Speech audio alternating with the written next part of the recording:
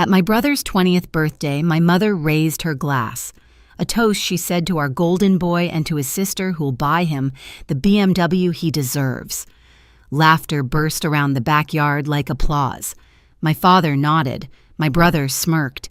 Even the neighbors smiled, thinking it was a joke. It wasn't. I felt the sting before the glass hit the table. My pulse slowed, my smile froze, and for the first time I saw them exactly as they were, beautiful, cruel, and certain I'd never fight back. They were wrong, because the next call they got wasn't from me. It was from my lawyer. From the street, our house looked like something out of a real estate commercial. White walls, trimmed hedges, a flag that caught the wind, just right. Strangers would smile and say, "What a lovely family." They didn't see the silence underneath the paint. My father, Richard Hale, ran a construction company and believed people broke the same way buildings did when they stopped following the plan. He managed our lives like blueprints, every choice measured, every emotion trimmed. My mother, Victoria, was the decorator of that illusion. She spoke softly, smiled beautifully, and made cruelty sound like care. "I only want what's best for you," she'd say, right before deciding it for me. My brother Aiden was the golden project they built everything around. From his first football trophy to his college acceptance letter, the house revolved around his victories. My father called him the Hale legacy. My mother called him the reason we worked so hard. They never said what I was, but I understood someone had to hold the spotlight steady while he stood in it. When my grandfather, Harold Rowan, passed away, he left me something that didn't fit their blueprint, a personal trust fund.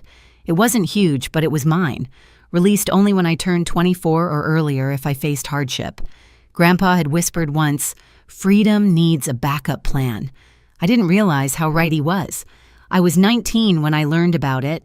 My father called the idea unnecessary. My mother smiled thinly and said, "Families don't keep secrets." But after that day, they began to treat me like a safety deposit box that could talk. At 22, I was finishing my creative writing degree and working part-time at the public library. Every evening, I'd come home to find Aiden at the kitchen counter with friends, loud and careless. "Jen, grab us some chips," he'd shout, and I'd do it without thinking. Peace was easier than confrontation. My father admired his confidence, even when it bordered on arrogance. My mother adored him openly. "He has your father's fire," she told me once, "and your patience, dear. The perfect mix." Then she laughed softly like it was a compliment. After Grandpa's death, my parents became obsessed with legacy. My father framed old photos of him shaking hands with local officials. My mother hosted charity brunches in his name. They never mentioned grief, only image.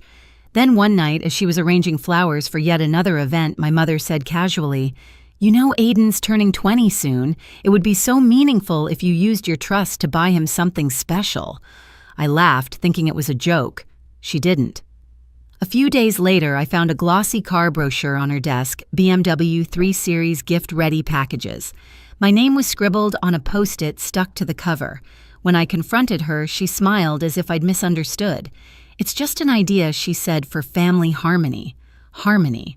That word hung in the air like perfume, sweet, suffocating. At dinner that night, my father mentioned the car again. "It's a symbol, Jen. Success should stay in the family." He set his fork down, the sound sharp against the plate. "You'll handle it. That's what responsible daughters do." He didn't raise his voice. He didn't have to.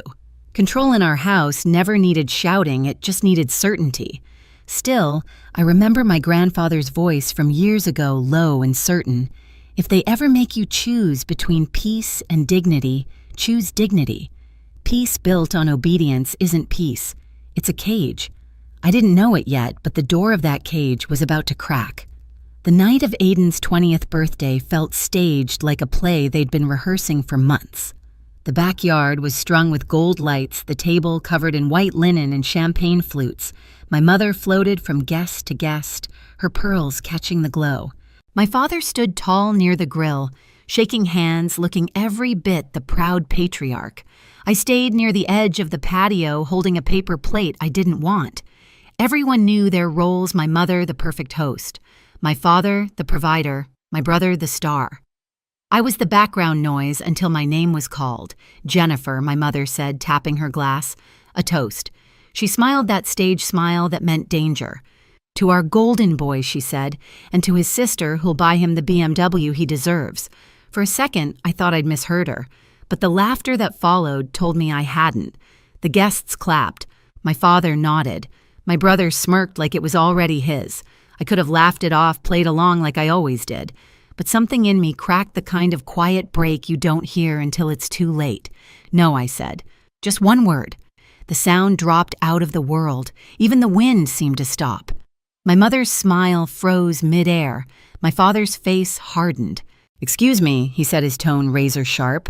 "I'm not using my trust for him," I replied. My voice didn't shake, though my hands did. "It's mine." The silence that followed felt alive, thick, and waiting. Then came the hand. It wasn't a slap so much as a shock, a flash of white across my cheek. The crowd gasped, the light swayed, the glass slipped from my hand and shattered against the stone. My brother's smirk vanished. My mother hissed, "Smile, Jennifer. You're making a scene." I did smile, but it wasn't the one she wanted. Later, I'd wake up under fluorescent lights, the taste of blood and metal on my tongue. The nurse would whisper, "You're lucky it wasn't worse." She had no idea what worse was. The hum of the fluorescent lights in the ER was louder than any voice in my head. I stared at the white ceiling tiles until they blurred together. My face ached. My ribs felt tight, and my right hand trembled when I tried to lift the plastic cup of water on the tray. A nurse wrote notes without meeting my eyes. When she finally did, she said softly, "Family," I hesitated. "They won't be coming." She nodded like she already knew. Officer Rivera showed up next, her badge glinting under the harsh light. She looked around the small cubicle at the bruises, the cracked phone on the table. "Do you feel safe going home?" she asked. The answer was no, but the words stayed in my throat. When she left, I turned my phone over. 12 missed calls from my mother. A text from Aiden, "You ruined everything." I deleted them one by one. That night, when the nurse wheeled me to the discharge desk, I saw a familiar face waiting Mrs. Kemp, the elderly librarian I worked with. She looked at me the same way she looked at damaged books, careful not to make me feel broken. "Oh, sweetheart," she said quietly, "you don't have to go back there, you know." I managed a smile or something like it. Where else would I go? She slipped a small card into my hand. "There's help. Legal help. People who know what to do when families cross lines they shouldn't." Later in her car, she drove me to a budget motel near the highway. She didn't ask questions. She just handed me her extra charger, told me to rest, and promised to check in the morning. When she left, the silence felt heavy but clean. For the first time in years, no one was telling me what to do. I opened my laptop. I had copied everything months ago, statements, payments, transfers from my grandfather's trust fund. I didn't even know why I'd done it back then, just a quiet instinct that someday I'd need proof. I scrolled through the files, each line of numbers glowing cold and perfect. My parents had used my trust for vacations, home renovations, and donations that led straight back to my father's business accounts. There it was, evidence of theft wrapped in family loyalty. I remembered Grandpa's voice, raspy but firm. "Freedom needs a backup plan, Jenny. Keep yours safe." I opened a new email and typed a name I hadn't said aloud in years, Rowan and Associates, my grandfather's lawyer. It was past midnight, but I sent everything, the documents, the photos, even the hospital discharge papers. Under the subject line I wrote, "I think my grandfather expected this." I didn't expect an answer right away, but at 3:17 a.m., my phone lit up. Rowan. "You did the right thing. There's a clause for this hardship. We'll move fast. Don't go home." For the first time since the slap, my chest loosened. At sunrise, I stood outside the motel. The air was cold, the sky just starting to tint blue. I watched people drive to work, coffee cups in hand, their lives moving forward. I'd been stuck in place so long I'd forgotten what forward felt like. When Rowan called that afternoon, his voice was calm, deliberate. "Jennifer, I'm activating the hardship clause. It transfers full control of the trust to you and freezes any access from your parents." I pressed the phone closer. "That's legal." "It's what your grandfather wanted," he said. "He put it there in case you ever needed protection from them." Protection? The word hit harder than the slap. By evening, Rowan had arranged for a temporary restraining order. Officer Rivera called back, confirming the paperwork was in motion. "You've got a window of safety now," she said. "Use it. I spent that night in the motel bathroom, washing the blood from my hair, watching it swirl down the drain. The mirror showed someone new. Tired, yes, but awake. When Mrs. Kemp brought me breakfast the next morning, I told her everything. She listened without interrupting, then squeezed my hand. "You're doing something most people never dare to do," she said. "You're drawing a line."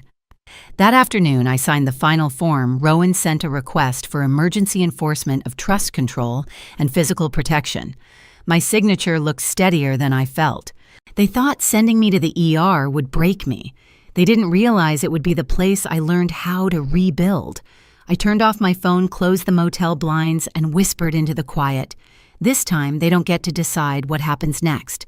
The next afternoon, the Hale house looked exactly the same: manicured lawn white fence, a flag swaying gently in the breeze. You'd never guess that inside the picture-perfect family was scrambling to keep its story straight. From the living room window, Richard Hale's reflection stared back at him in the glass. "Damage control," he muttered.